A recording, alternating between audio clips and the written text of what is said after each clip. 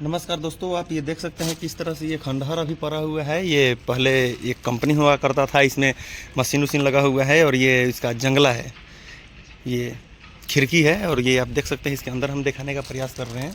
ये देखिए, पहले ऐसा था, ये इसमें कुछ प्रोडक्ट बनता था, कोई मशीन लगा हुआ है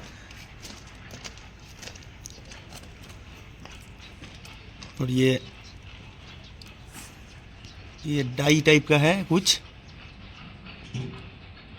हालांकि अभी इसमें क्या होता है क्या नहीं अभी कुछ पता नहीं चलता है। अभी ये देख लीजिए।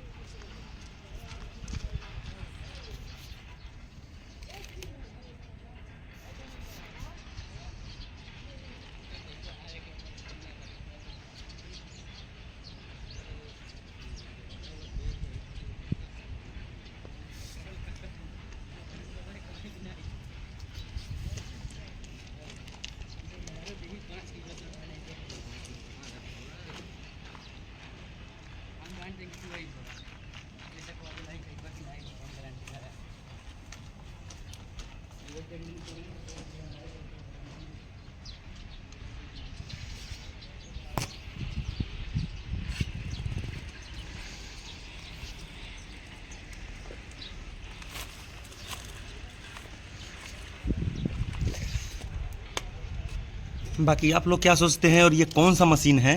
आपको को मैं पूरा ये वीडियो दिखाया है, ये कौन सा मशीन है चारों तरफ से दिखाने का प्रयास किया हूँ।